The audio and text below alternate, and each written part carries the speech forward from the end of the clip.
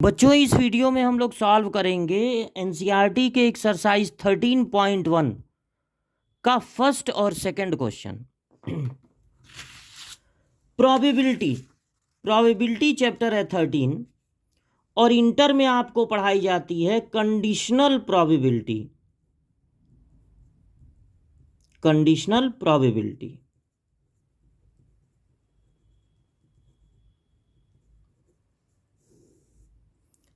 अगर आपसे पूछा जाए प्रोबेबिलिटी ए बाई बी, तो देखिए ए एक इवेंट है, बी एक इवेंट है। प्रोबेबिलिटी ए बाई ई का मतलब होगा ये जो नीचे है, नीचे वाला इवेंट है, बी तो हो ही रहा है, ये पता है कि बी हो रहा है, उसके साथ ए भी हो, इस बात की प्रोबेबिलिटी। जैसे एग्जाम्पल के रूप में अगर आप लें, हमने कहा कि एक डाई थ्रो किया गया, तो 1 2 3 4 5 6 इसी में से कुछ आएगा। टोटल आउटकम्स हैं 1 से लगाए 6 तक।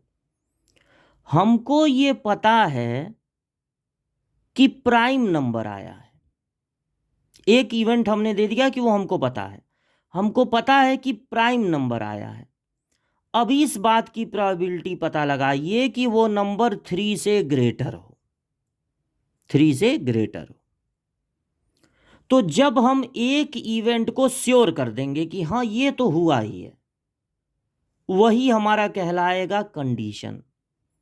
जैसे ये पता है कि प्राइम नंबर आया है, ये श्योर है कि प्राइम नंबर ही आया है, और उसके बाद किसी चीज़ की प्रोबेबिलिटी पूछें, उसके बाद इस बात की प्रोबेबिलिटी कि वो नंबर 3 से बड़ा हो, वो नंबर 3 से छोटा हो, वो नंबर 4 से छोटा हो, या वो नंबर ऑड हो, या वो नंबर इवन हो। एक दे दें और एक पूछें, तो जो हम पूछेंगे वो इवेंट होता है ऊपर, और जो गिवन होता है वो होता है नीचे। तो प्रोबेबिलिटी ए बाई बी का मतलब है बी तो हो ही रहा है, अब उसके साथ ए भी हो, इस बात की प्रोबेबिलिटी। तो इसका फार्मूला है, नीचे वाले इवेंट की प्रोबेबिलिटी नीचे लिख देनी है, और दोनों के इंटरसेक्शन की प्रोबेबिलिटी ऊपर लिख देनी है। ठीक इसी तरह से अगर कोई पूछे प्रोबेबिलिटी बी बाई ए, तो इसका मतलब होगा ए तो हो ही रहा है, ए श्योर इवेंट है, ए हो ही रहा है, बी भी हो उसके साथ इस बात की प्रोबेबिलिटी। तो इसका फार्मूला हो जाएगा नीचे की प्रोबेबिलिटी नीचे और दोनों के इंटरसेक्शन की प्रोबेबिलिटी ऊपर। ए इंटरसेक्शन बी और बी इंटरसेक्शन ए में कोई फर्क नहीं होता, ऊपर बी है नीचे है, तो इसका मतलब ये नहीं कि बी इंटरसेक्शन ए ही लिखना है। इंटरसेक्शन का मतलब दोनों एक साथ हों, इस बात की प्रोबेबिलिटी। तो यहां पर कंडीशनल प्रोबेबिलिटी का ही क्वेश्चन है, given that E and F R events, दो घटनाएं हैं, दो इवेंट्स हैं, सच दैट ई के होने की प्रोबेबिलिटी है 0.6, एफ के होने की प्रोबेबिलिटी है 0.3, और ई इंटरसेक्शन एफ मतलब ई भी हो और एफ भी हो, इस बात की प्रोबेबिलिटी है 0.2।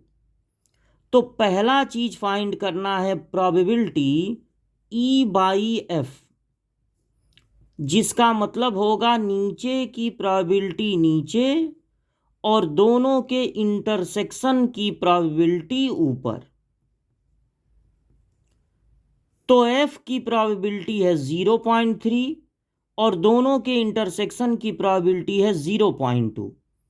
एक एक डिजिट के बाद पॉइंट है तो दोनों हट जाएंगे, या आप ऊपर नीचे 10 से मल्टीप्लाई कर दीजिए तो आपको मिलेगा 2/3। दूसरा पूछा गया है प्रोबेबिलिटी एफ बाई ई, जिसका फार्मूला होगा नीचे की प्रोबेबिलिटी नीचे और दोनों के इंटरसेक्शन की प्रोबेबिलिटी ऊपर। इंटरसेक्शन की प्रोबेबिलिटी गिवन है 0.2 और ई की प्रोबेबिलिटी गिवन है 0.6। ऊपर नीचे 10 से मल्टीप्लाई कर दें तो मिलेगा 2/6, डेसिमल हट जाएगा। इसको कैंसिल कर दें तो आएगा 1/3। ये दोनों आंसर हो गए। सेकंड क्वेश्चन है compute probability A by B, और बी की प्रोबेबिलिटी दी है और ए इंटरसेक्शन बी की प्रोबेबिलिटी ए बाई बी का मतलब होगा, फार्मूला होगा नीचे की प्रोबेबिलिटी नीचे और दोनों के इंटरसेक्शन की प्रोबेबिलिटी ऊपर। इंटरसेक्शन की प्रोबेबिलिटी देखिए दिया है 0.32 और बी की प्रोबेबिलिटी दिया है 0.5। इसमें 2 डिजिट के पहले डेसिमल है, इसमें 1 डिजिट के पहले, तो एक जीरो यहाँ बढ़ा दीजिए ताकि दोनों लाइक डेसिमल हो जाएं। जब लाइक डेसिमल हो जाएंगे तो डेसिमल हट जाएगा, या ऊपर नीचे आप मल्टीप्लाई कर सकते हैं 100 से, तब भी हट जाएगा। दोनों 2 से कैंसिल होंगे तो ये बचेगा 16, ये बचेगा 25। तो आंसर हो जाएगा 16/25 होगी प्रोबेबिलिटी ए बाई बी।